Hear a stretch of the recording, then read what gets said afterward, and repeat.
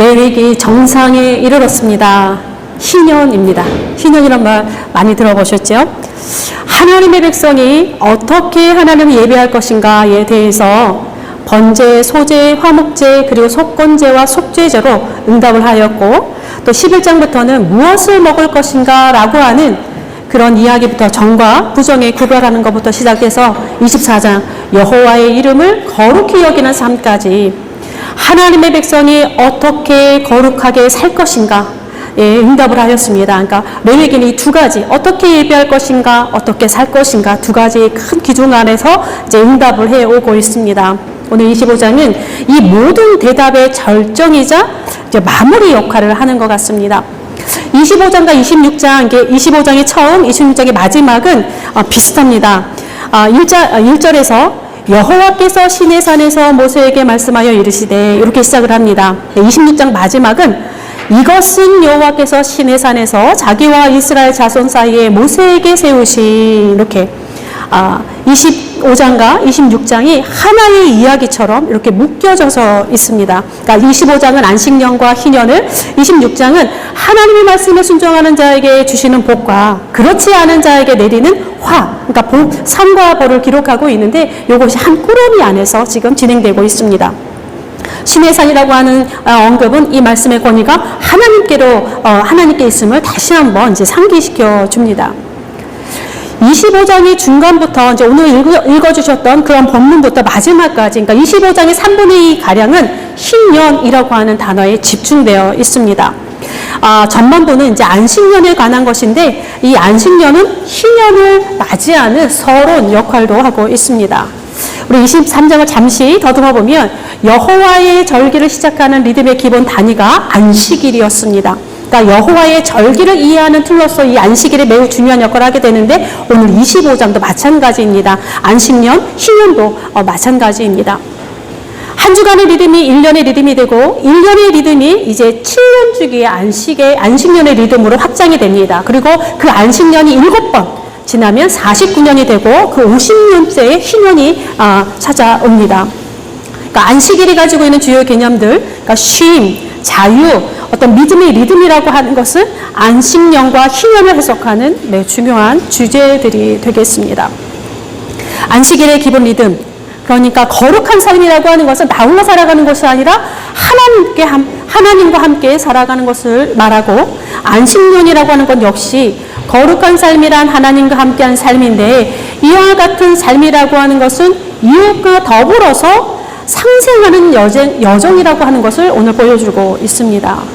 근데 안식년이란 말을 교회에서도 많이 듣습니다. 근데 언제 듣느냐?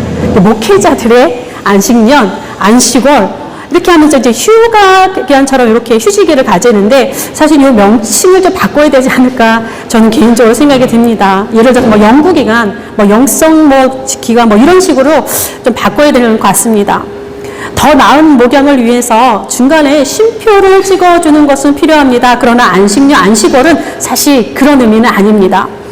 게다가 우리가 이제 지난 23장에서 여호와의 절기를 봤죠. 6월절, 초막절, 7.7절 같은 이 구약의 주요 절기들은 사실 개신교에서 개신교의 것으로 취하지 않습니다. 지키지 않습니다. 그래서 유독 이 안식년만은 다르고 찾아서 지키려고 합니다.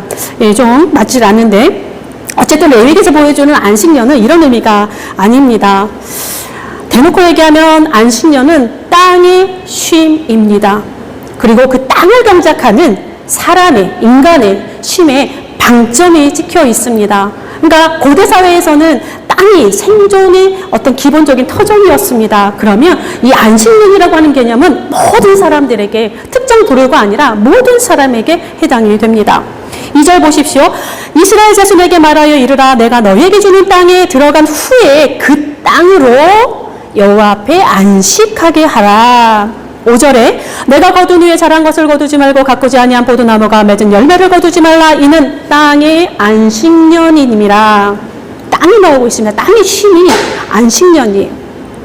땅이란 뜻의 히브리어 단어는 3개 정도가 이제 번갈아서 나오는데 한 3,000번 정도 나옵니다.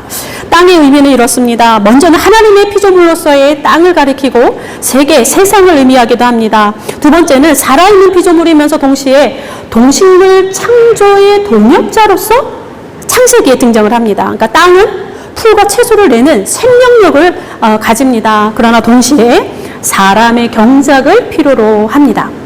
사람이 땅을 경작하기 전에 들에는 초목이 아직 없었고 밭에는 채소가 나지 아니하였다. 그렇게 창세기에 기록을 하고 있습니다. 마지막으로 땅은 사람과 공동 운명체로서 등장을 합니다. 사람의 죄로 말미암아 땅이 저주를 받았습니다. 또 하나님께 돌아온 사람들 때문에 땅이 복을 받는 모습은 구약에서 심심치 않게 발견되고 있습니다. 그러니까 안식년이라고 하는 것은 1차적으로 이러한 땅, 그리고 하나님 백성의 삶의 터전으로서의 땅, 하나님의 약속인 그 땅, 출애굽하여서 옮기신 그 약속의 땅, 그 땅의 쉼을 이야기하고 있습니다. 동시에 그 땅을 일구어가는 모든 사람들, 그 생존 기반이 땅에 있는 모든 사람들에게 쉼을 선언하고 있습니다. 오늘날 사실 우리의 경제 구조와는 많이 다르고 또 이제는 대부분 삶의 기반이 땅을 경작하는 일에 의존되어 있지는 않습니다. 그래서 이를 해석하고 적용하기에는, 그러니까 보편적으로 일반적으로 적용하기에는 난해한 부분이 많습니다. 그럼에도 희년의 정신을 살펴보는 것은 우리 신앙의 여정에 매우 중요한 의미가 있습니다. 안식년은 희년을 향하고 있습니다. 그러니까 안식년의 7번이라고 하는 건 완전수를 뜻합니다. 7번을 거치고 나면 50년 희년입니다. 이 신앙적으로 매우 중요한 위치를 차지하고 있는 희년인데 사실 희년의 의미는 분명치가 않습니다. 희년이라고 하는 히브리어 단어가 요엘이라고 하는 단어가 쓰였는데 뿔 나팔 소리라고 한 단어입니다. 오늘 읽었던 본문에서 이제 신년, 그 대속제일의 뿔 나팔 소리와 함께 희년이 공포되는데 아마도 그것을 의미하지 않을까 생각하기도 합니다. 어쨌든 이 쇼파르, 지난번에 쇼파르 소리 들어보셨죠? 이 쇼파르가 울리는 새해 첫 달, 그 대속제일, 회개와 새 출발을 울리는 이 소리가 희년의 소리와 함께 묶여져 있다라고 하는 것을 우리가 생각해 보아야 합니다. 영어로는 특별한 기념 주기를 뜻하는 이 주빌리라고 하는 단어가 쓰여져 있습니다. 그걸로 번역이 되었고 우리나라는 이제 한자를 써서 복희, 해년, 그러니까 복의 해 이렇게 쓰여집니다. 그러니까 뿔나팔 소리, 특별한 기념일, 새 출발, 이런 단어들이 이제 이렇게 혼합되어 있는데 또 어느 단어 하나가 이 희년을 다 대표하진 않고 이 종합적으로 이 모든 것들을 다 담고 있는 것이 희년입니다. 그리고 이 희년을 중앙을 확 가로지른 단어 하나가 있는데 자유라고 하는 단어입니다. 오늘 읽어주셨던 너희는 50년째 해를 거룩하게 하며 그 땅에 있는 모든 주민을 위하여 자유를 공포하라. 자유. 희년의 핵심입니다. 그래서 희년은 자유의 해 이렇게라고 해도 좋을 것 같습니다. 이 자유라고 하는 단어는 석방이라고 하는 히브리 단어가 쓰였습니다. 그러니까 석방이 무엇입니까? 어디에 갇혀있던 사람이 아니면 어딘가 묶여있던 그런 사람이 그곳에서 해방되었다라고 하는 것을 의미하는데 그 자체로서 가장 기초적인 인간의 존엄이요 또 인간 실존의 매우 중요한 상징이기도 합니다. 살다 보니 집을 팔아야 했습니다. 살다 보니 토지를 팝니다. 이제는 종으로 팔린 몸까지 팔게 되어 남은 일생을 무엇인가에 묶여 살아야 하는데 희년에는 이 모든 것들의 자유를 선포하면서 새 출발하라 이렇게 놓아주는 그런 해입니다. 이 자유는 신앙의 여정에서 매우 핵심적인 그런 주제를 다루는데 이것은 종되었던 자들이기 때문에 그렇습니다. 그래서 구약에서는 계속 반복해서 나오는 게 애굽에서 너희가 종되었던 것을 기억하라. 거기서 내가 구원해준 하나님을 기억하라. 이런 말씀이 계속 반복해서 나옵니다. 오늘 본문에서도 희년에 대한 규례를 지켜야 되는 이유가 마지막에서 밝히고 있는데 그들이 종되었던 사람들이나 이제는 자유자요 하나님의 종이 되었기 때문이다. 그렇게 25절 마지막 부분에 이야기를 합니다. 신약의 해석도 이와 비슷합니다. 갈라디아서 5장 1절에 보면 그리스도께서 우리에게 자유롭게 하시려고 자유를 주셨으니 이렇게 말씀하십니다. 자, 여기까지는 참 좋습니다. 그런데 희년의 내용을 가만히 들여다보면 인간적인 그런 셈을 따지자면 모두가 좋은 것은 또 아닙니다. 희년이 해야 하는 일은 탕감을 해주는 일인데 13절에서 55절까지 막 여러 가지 이야기가 풀어진다면 한 줄로 표현하자면 이유 불문하고 탕감입니다. 누가 탕감을 해야 됩니까? 가진 자들이, 소위 부자들이 가난한 자들에게 해줘야 되는 행위입니다. 내가 정당하게 얻은 소득이라 할지라도, 내가 땀 흘려 일군 밭과 땅이라 할지라도 소용없습니다. 50년째가 되면 다 내놓아야 됩니다. 원래 받았던, 조상으로 받았던 원래 분기 말고는 싹 내주어야 됩니다. 우리 계산기로 열심히 수고하여 부를 이룬 사람들이 모두 손해입니다. 그죠? 가난해진 사람들은 50년만 꾹 참으면 됩니다. 50년만 견디면 됩니다. 참 이상합니다. 가난해지는 이유도 묻지를 않습니다. 뭐 자본주의 개념도 아니고 공산주의도 아니고 또 사회주의도 아닙니다. 그런데 보면 왠지 하나님의 나라는 실패하고 낙오된 자들에게 유리한 것 같은 느낌이 살짝 들기도 합니다. 뭐 그렇다면 나쁜 짓을 해도 되는가? 흥청망청 살아도 되는가? 뭐 이러한 오해도 또 불러일으키긴 하지만 그래도 그런 삶을 성경이 긍정하는 것은 아니라는 것을 우리가 잘 알고는 있습니다. 하여간 절망의 끝자락에 있는 사람들에게 두 번째의 삶을 다시 시작할 수 있도록 하는 것이 희년입니다. 과연 이 일이 가능하겠는가? 신심이 깊다 한들 과연 희년 제도를 준수할 수 있는가? 실제로 이스라엘의 역사에서 그랬던 적이 있는가? 구약에서 이 비슷한 언급들은 있습니다. 그런데 실제로 한 번도 이런 적은 없습니다. 이제 예레미야 같은 경우에 시드기야의 모습이 잠깐 나옵니다. 시드기야가 이 비슷한 자유를 선포합니다. 선포하는데 그 다음 줄에 뭐라고 되어 있냐면 그 뜻이 변하여, 그러니까 선포하고 바로 또 변해요. 그래서 다시 풀어주었던 노비를 다시 끌어다가 노비를 삼았더라, 이런 표현이 있습니다. 주었다 뺏는 그런 게 나오는데 더 치졸한 상황이 연출이 됩니다. 네, 제 경도된 뭐 우리의 자연스러운 인간의 어떤 슬픈 반응이지 않을까 싶습니다. 한 번도 실현되지 못했던 희년, 제대로 준수될 수 있는가라고 하는 의구심이 드는 이 상당히 유토피아적인 이 희년 제도, 우리가 살아가고 있는 땅의 이야기가 되기에는 너무나 현실감이 멀어지는 이 희년 제도가 레위기의 정점이라고 하는데 그 지점에서 우리가 숨고르기를 하며 생각하지 않을 수 없습니다. 희년은 이 땅에서 살아가는 하나님의 백성들의 삶이 무엇인지 그 삶의 방식의 본질을 드러내주고 있습니다. 무엇이냐? 생애의 기반이 오직 하나님께로부터 왔음을 인정하는 것이고 우리가 가진 모든 소유권이 하나님께 있음을 고백하는 그런 신앙 고백이라는 점입니다. 우리의 일상은 나그네와 같고 우리의 생이라고 하는 것은 우리의 노력이 아니라 하나님을 의지하는 모험의 시간들이며 우리의 필요를 공급하시는 하나님의 능력에 우리의 안전이 있다라고 하는 것에 대한 고백입니다. 그러니까 거룩한 삶의 본질이요, 믿음의 하이라이트라 하지 않을 수 없습니다. 희년 이야기에서 자주 나오는 표현이 있습니다. 만일 내 형제가 가난하여, 그리고 옆에 또 이 뒤에 나오는 것은 물을 것이라 뭐 이렇게 나옵니다. 그러니까 오늘 읽었던 본문 그 다음으로는 계속 반복해서 나오는 게 내 형제가 가난하여 물을 것이라 뭐 이렇게 계속 나옵니다. 그러니까 희년 제도의 관심이 어디에 있느냐? 온통 가난한 자들에게 있습니다. 가난하게 되었는지에 대한 이유보다 지금 가난해진 상태에 주목합니다. 가난해져서 가옥을 팔고 가난해져서 토지를 팔고 가난해져서도 몸을 팔리게 된 그 상태, 이 상태를 주목하고 있는데 이 부유한 자들이 이들의 것을 살 때에는 기본적으로 부당한 이익을 취할 수 없으며 이들을 속이면 절대로 안 됩니다. 살 수는 있어요. 그러나 속이거나 부당한 이익을 취하지 말라, 엄하게 이야기를 하고 있습니다. 희년의 때에는 50년 때에는 모든 것을 내주어야 하지만 희년에 다다르기까지 그 사이에 이스라엘 전체가 의무적으로 해야 하는 일이 바로 무르기입니다.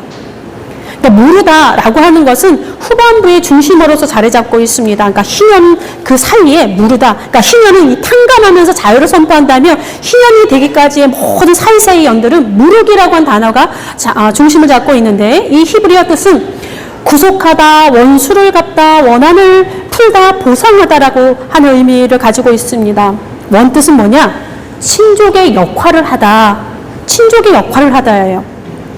친족의 역할을 해서 자기 친족을 곤란과 위험에서 되찾아오는 것, 그것을 무르기라고 합니다.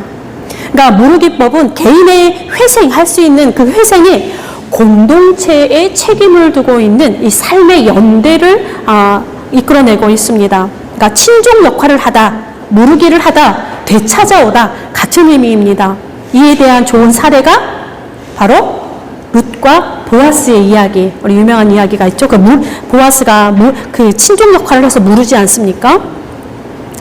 친족 역할을 하다, 이 무르기 의무를 수행한다는 뜻, 마땅히 그리스도인으로서 해야 할 일이며 하나님께서 요구하시는 그런 일이라고 하는 사실을 지금 후반부에서 계속 나오고 있습니다. 그러니까 고난당하는 내 형제를 보며 내 친족을 보면서 무르기 의무를 이행하지 않는 것은 하나님의 뜻에 반하는 그런 행위가 되는 것입니다. 그러니까 때문에 친족이 고난을 당하는 것을 보면 가까운 순서부터 계속 공동의 책임을 지고 고난당하는 그가 그 고난당하는 그 상태에서 벗어나도록 해 주어야 한다라는 거예요. 공동체적인 책임을 갖고 있습니다. 그러니까 선택이 내가 해도 되고 안 해도 되는 것이 아니라 필수 사항으로서 연대 책임을 지고 있습니다.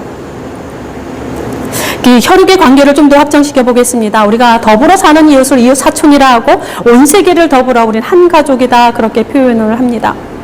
옆에 사는 이웃에서부터 온 세계 사람들까지 우리는 인간이라고 하는 그런 삶은 어떤 방식으로든 서로 관계를 맺으며 살아갈 수밖에 없는 하나의 운명 공동체입니다. 지금은 더더욱 그렇습니다.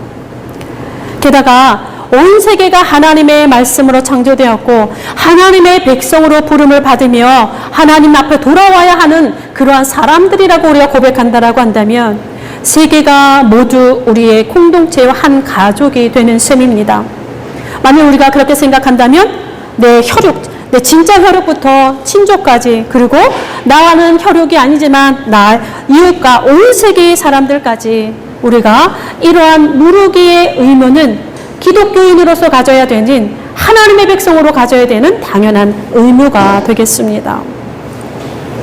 부유한 가정이 가난한 이웃의 가정을 돌보고 부유한 지역이 가난한 지역의 사람들을 돌보며 지원하고 부유한 교회가 가난한 교회들을 돕고 부유한 나라가 가난한 빈민국을 도울 수만 있다면 우리가 사는 동네와 우리가 사는 지역과 우리의 세계가 조금 더 나은 그런 세상이 되지 않겠습니까? 그것을 하나님은 기독교인들에게 요구하십니다. 물론 부유하다라고 하는 개념이 사실 좀 모호하긴 합니다. 이 세상 그 누구도 나를 부유하다 자신 있게 말하는 사람은 별로 없습니다. 가지면 가질수록 더 갖고 싶은 것이 인간의 욕망이요. 나보다 더 많이 가진 사람들을 보면 상대적인 빈곤감을 가지는 것이 우리의 현실입니다. 또 역설적으로 살아가는 사람도 있습니다. 하나님 때문에 부유하나 가난하게 살아가는 사람들도 있고 가난하나 부유하게 살아가는 이들도 많습니다. 어쨌든 우리의 형제를, 우리의 이웃을, 그리고 언어와 문화가 다른 사람들까지, 우리가 알지 못하는 사람들까지 우리가 예수 그리스도를 따르는 자들이라고 한다면 어떤 방식으로든 가난한 자들을 그 공궁에서 벗어날 수 있도록 도와주며 새 삶을 시작할 수 있도록 도울 수 있어야 합니다. 그러니까 오늘 25장은 빈곤한 사람들의 실제적 삶을 살려내야 한다 이렇게 이야기합니다. 그것이 자유를 선포하는 일이고 희년의 쇼파르 소리입니다. 하나님의 백성 이스라엘이 그렇게 해야 하는 이유는 이전에 애굽에서 종되었던 것을 기억하며 하나님의 능력으로 출애굽하여 자유를 획득한 사람들이기 때문에 그렇습니다. 또한 우리가 그렇게 할 수 있는 것은 온 세계가 하나님께 속한 것을 알기 때문이며 우리의 내일이 우리의 인격과 능력에 좌우되는 것이 아니라 우리의 걸음을 인도하신 하나님의 손에 달려있다는 것을 믿기 때문에 그렇습니다. 바로 희년 정신입니다. 매 주일 정한 곳에서 예배하는 일, 하나님의 이름을 거룩히 여기는 일입니다. 성전에 헌금하는 일 역시 하나님을 경외하는 일입니다. 그러나 우리 둘레에 고난당하는 이들이 있음에도 불구하고 못 본 척 한다면, 우리의 눈과 귀를 막고 있다라고 한다면 그는 하나님을 경외하는 사람이라 말할 수 없습니다. 가난이라고 하는 것은 나라님도 못 구한다고 했는데, 가난한 우리가 얼마나 무엇을 할 수 있겠습니까? 그럼에도 길을 찾아가야 하는 것이 그리스도인입니다. 박동현 고수가 들려주는 교회 이야기로 오늘 나누는 말씀을 마무리합니다. 우리가 세상의 모든 고난과 가난에 참여할 수는 없으나 우리의 삶의 자리에서 어떻게 희년을 선포할 수 있는지 아마 그 길을 보여줄 수 있을 것 같습니다. 1990년대 초의 일입니다. 내가 전남 나주 시골에서 목회할 때다. 100명도 안 되는 교회에 장로님 3분이 계셨다. 교인들은 대부분 힘들게 농사짓고 짐승을 먹이며 겨우 생계를 이어가는 사람들이었다. 한 분이 농사짓는 틈틈이 막노동을 하시면서 광주 변두리 작은 집 한 채를 마련하셨다. 그즈음 전셋값이 막 오르기 시작을 했는데 그 장로님은 당신의 집세를 올리지 않기로 결정하셨다. 이유는 이렇다. 당신이 고생해본 경험이 있고 지금도 힘들게 살아가고 있지만 자기보다 더 힘들어 전세에 들어 사는 사람들에게 어떻게 세를 더 올릴 수 있겠는가? 바로 희년의 정신입니다. 기도하겠습니다. 종되었던 우리에게 자유를 주시며 여호와 구원과 은혜의 해를 선포하신 하나님, 우리가 하나님을 더 사랑하기를 원하고 우리가 하나님을 더 신뢰하기를 바랍니다. 겹겹이 쌓여있는 탐욕을 벗겨주시고 불안한 미래를 오직 물질로 채워보려는 어리석음을 녹여 주옵소서. 한없이 가지고 싶어 쉰없이 흔들리는 우리의 터전을 불쌍히 여겨주시고 슈퍼르 소리와 함께 울리는 희년을 기억하게 하옵소서. 다시금 우리에게 자유를 선포하여 주시고 우리의 삶이 다른 이에게 자유를 주는 그러한 삶으로 채워져 갈 수 있도록 도와주옵소서. 집중호우로 생명을 잃고 터전이 무너진 이들의 소식을 접합니다. 주께서 그리고 주를 따르는 이들을 통해 이들의 도움이 되어 주시며 다시 새 출발할 수 있도록 이끌어 주옵소서. 오늘도 새 마음과 새 생각을 구하오니 우리와 함께 하옵소서. 우리에게 참 자유를 주신 예수 그리스도의 이름으로 기도드립니다. 아멘.